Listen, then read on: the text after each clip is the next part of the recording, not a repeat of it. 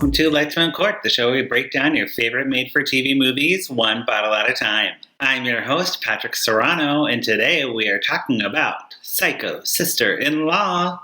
Psycho Sister-in-Law stars Andrea Bowen, Lydia Hearst, Brando Eaton, and Diora Baird. On the show, we either pour it up, which means yes, or put a cork in it, which means no thank you. So, what are we going to do to this movie?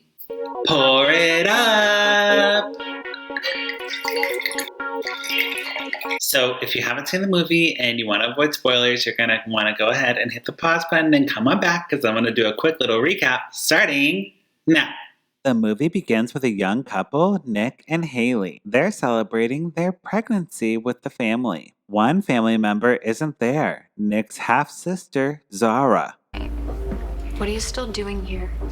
You know that I know the only reason you got this part is because of your fling with Shep, right? I didn't need to screw Shep for the part. I was simply the best mother, that's all. Oh, come on. Nick's father dies in a construction accident, leaving his young girlfriend, Callie, a widow. Cut to a Vegas actress named Amelia performing in a ridiculous show with a baby doll. Backstage, she gets into an argument with her rival, Zara. Then, Amelia is murdered on stage. It's the theater, so you know it's very dramatic. Zara returns home for the funeral of her father and for the reading of the will. She is savagely rude to Callie, the widow, accusing her of being a gold digger. You know, I'm just trying to understand why it is they chose you for the godmother. You hardly seem fit. Gavin and I were both the child's godparents, and I hardly think that is any of your business. Oh, see, I think it actually is my business, especially considering I'm a part of this family and technically you're not. At the reading of the will, most of the money is left to Nick. Nick offers the estate to Callie because it's the right thing to do. Zara overhears the conversation and wants the house for herself. She makes up a lie that Callie is sleeping with the attorney. There's only one problem. The attorney is gay.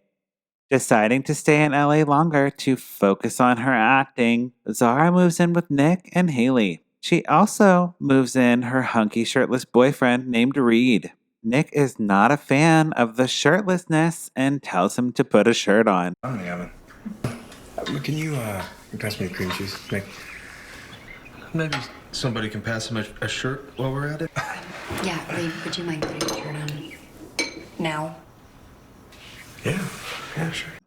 Then he kicks Reed out for smoking. The gay lawyer is murdered, and detectives show up to question everyone. Callie is suspicious and gets into another shady argument with Zara, accusing her of murder. You get that stuff for free, right? You went through my closet? Well, I mean, it's not actually your closet anymore, is it? Excuse you. Who do you think you are? Huh? Waltzing in here, pretending to be a part of our family? Just because what, my dead fiance cheated on his wife with your mother? Oh, I think I have a hell of a lot more blood invested in this family than you do. Zara is of course not the murderer, but she knows who is. She hired Reed to help her frame Callie for the murder and attempt to murder Nick. He's fine. Another construction accident. They really need a new family business. Nick leaves the hospital and heads to Vegas to check in with people who knew his sister. It turns out that Zara is not his sister. Amelia was the real Zara, and using a stage name after fake Zara stole hers. Meanwhile, Callie finds a hard hat and knows that Zara is the killer. She gets a call from Nick, but it's too late. Zara pulls a gun on Haley. Callie is stabbed in the neck. Nick shows up just in time to not help at all, and Hallie is left to convince a murderous Zara that she wants to raise the baby with her and ditch Nick. Hallie even offers to make Zara the godmother. Then she shoots Zara, and Zara dies dramatically in a gazebo. And that is Psycho Sister-in-Law. This movie, of course, is written by Jay Calcran. Does it again. Another great movie featuring a diverse and fun, campy cast. Yay! I love that it's so shady towards actors, especially theater actors, because I am one.